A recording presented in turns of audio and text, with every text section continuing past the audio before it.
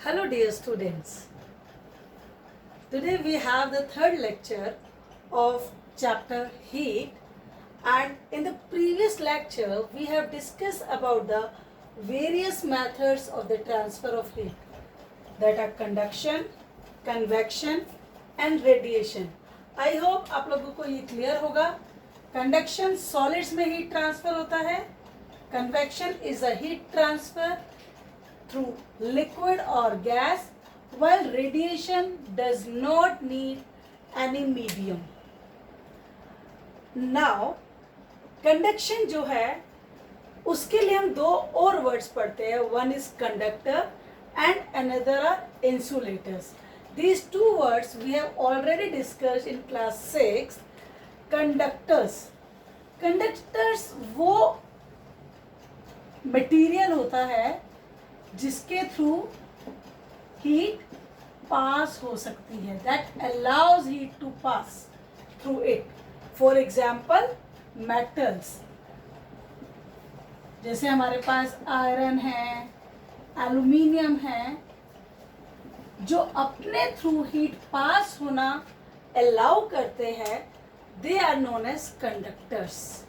जो गर्म हो जाते हैं, आप लोगों ने कभी देखा होगा धूप में अगर आप एक थाली रखते हैं मेटल की, वो गर्म हो जाती है जबकि वुड गर्म नहीं होती. सो जो मटेरियल है जो अलाउ करता है हीट को पास होने अपने अंदर से, they are known as conductors, while the insulators are those which do not allow to pass electricity through them. For example, wood, plastic. तो ये सब चीजें हमारे पास क्या है, इंसुलेटर्स है. Now we will move to the next method of transfer, that is convection. Convection में हमने पढ़ा था boiling of water, boiling of milk. तो इससे एक जुड़ा हुआ बहुत ही इंटरेस्टिंग कंसेप्ट है, which are known as sea breeze and land breeze. Radiation क्या होती है? जब हमारे पास सन से डायरेक्ट अर्थ पर सनरेज आती है. तो जब हमारे पास सन से अर्थ पर डायरेक्ट सनरेज आती है, इस यूनिवर्स के पार्ट पर मैक्सिमम जगह एयर अवेलेबल नहीं है, तो मीन्स ये डायरेक्ट आ रही है, therefore that is known as radiation, जैसा माइक्रोवेव में भी होता है. अब हमारे पास अर्थ है, ये अर्थ का सरफेस है. अर्थ पे लैंड भी हो सकता है और सी पार्ट भी हो सकता है. जब हमारे पास सन के थ्रू अर्थ पर रेज आ गई, यहाँ पर एयर मॉलिक्यूल्स प्रेजेंट होते हैं. अर्थ के सरफेस पे एक लेयर होती है एयर की, that is known as atmosphere.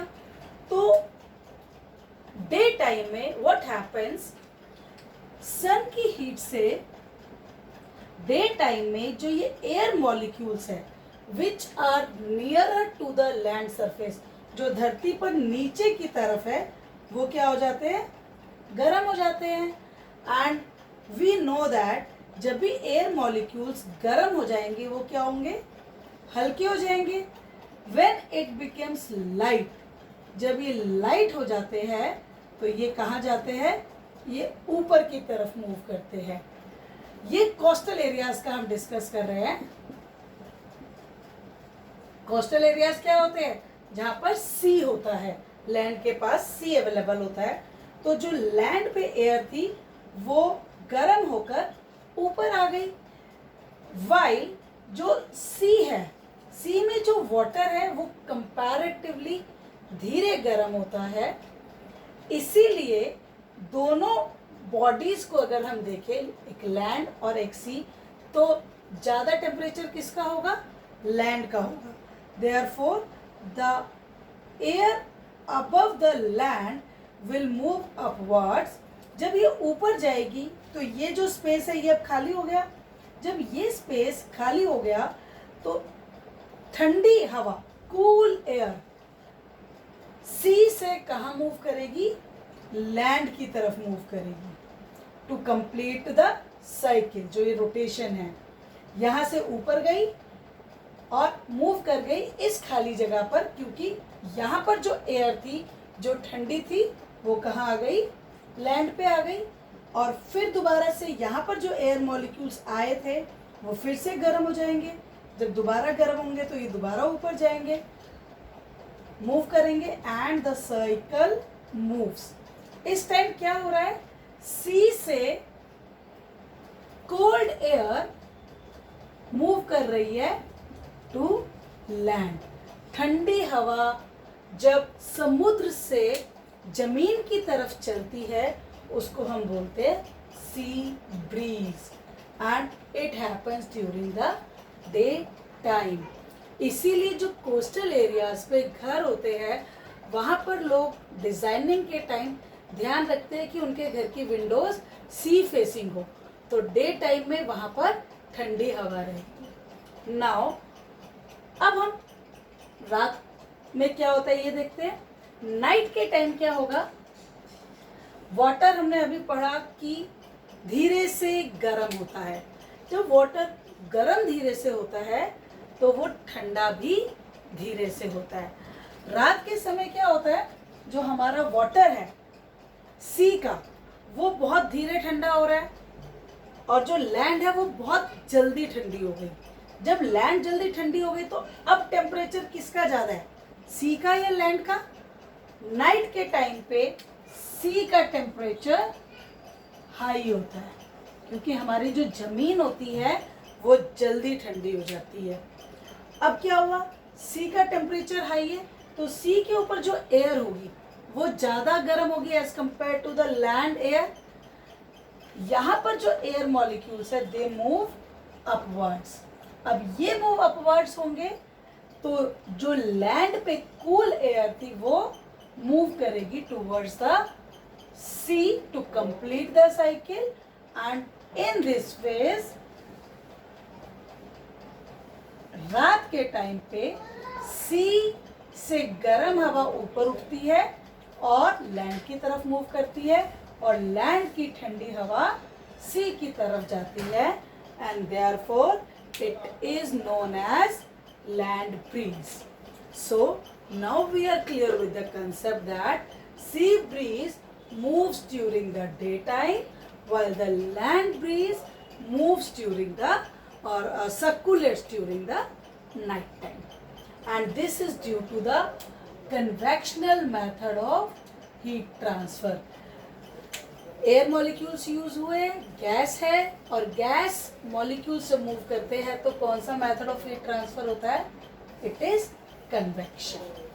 And third method is radiation. Radiation हमने पढ़ा है, समझा है, जब सन से या किसी भी मीडियम से डायरेक्ट हीट ट्रांसफर होती है उसको हम रेडिएशंस बोलते हैं। For example also in the microwave. And next topic is the types of the clothes, kinds of the clothes. हमारे पास डिफरेंट सीजन्स के डिफरेंट क्लोथ्स होते हैं, बट मेनली हम स्प्रिंग और ऑटम में लाइट कपड़ा पहनते हैं, हल्की ठंडी हल्की गर्मी होती है। बट हमारे पास जो दो मेन सीजन्स है, one is summer and another is winter. हम लोगों ने फर्स्ट लेक्चर में डिस्कस किया था कि हम समर में कौन से क्लॉथ्स प्रीफर करते हैं। We prefer light coloured cotton clothes while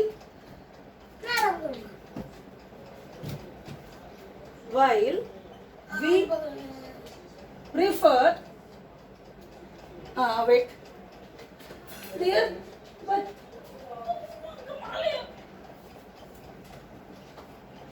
sorry students, we prefer woolen clothes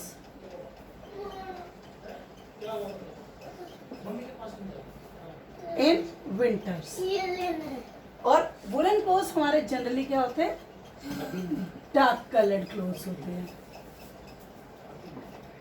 prefer करते हैं। होने में तो लाइट भी हो सकते हैं, but we generally prefer dark coloured clothes in winter and light colour clothes in summer. ऐसा होता क्यों है? इट हैपेंस बिकॉज जो डार्क कलर है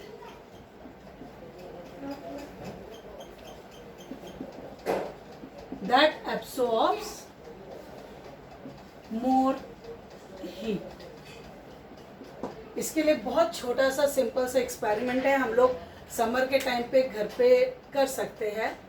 आप एक वाइट कलर का क्लॉथ लीजिए और एक सिंपल ब्लैक कलर का क्लॉथ लीजिए, दोनों को 1 घंटे के लिए धूप में डाल दीजिए और 1 घंटे बाद, अब आप लोगों को टेम्परेचर नोट करना आता है, तो 1 घंटे के बाद अगर आप उन दोनों का टेम्परेचर नोट करेंगे तो हम लोगों के पास जो ब्लैक कलर का क्लॉथ था उसका टेम्परेचर ज़्यादा आता है as compare to the white colour cloth. Because जो लाइट कलर क्लॉथ होते हैं वो रिफ्लेक्ट करते हैं लाइट को, जितनी लाइट जितनी हीट उनके ऊपर आई उस हीट को वो वापस छोड़ देते हैं, जबकि जो डार्क कलर क्लॉथ्स होते हैं वो एब्सॉर्ब करते हैं हीट को। इसीलिए जब गर्मी होती है, हम नहीं चाहते कि हमारी बॉडी पर हीट ज़्यादा आए, तो हम वाइट या लाइट कलर क्लोथ्स प्रेफर करते हैं जो हीट को रिफ्लेक्ट कर देते हैं, वापस भेज देते हैं। जबकि विंटर्स में we prefer dark colour clothes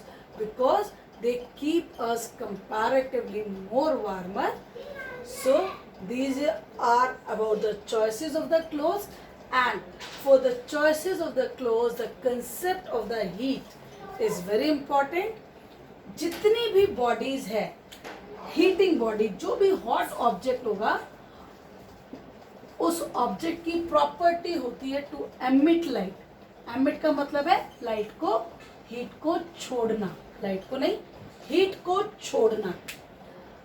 for example, mummy गरम तवा करती है, गरम तवे पर आप हाथ में लगाइए, बट अगर उसको आप हल्का सा हाथ ऊपर रखेंगे तो आपको हीट फील होती है because it is emitting the heat.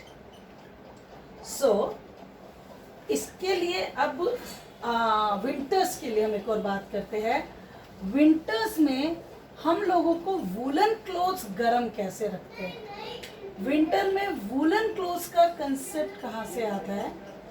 जो वूलन क्लोथ्स है वो हमने पढ़ा है वूल से बने होते हैं, और वूल जो होती है इसके जो यार्न्स होते हैं, थ्रेड जो होता है, यार्न जो है, उसके बीच में ऐसे जो स्पेस होता है इसमें क्या एब्जॉर्ब हो जाती है? एयर एब्जॉर्ब हो जाती है, ट्रैप हो जाती है, इवन नॉट ट्रैप हो जाती है। और एयर हमें पता है इट इज इंसुलेटर।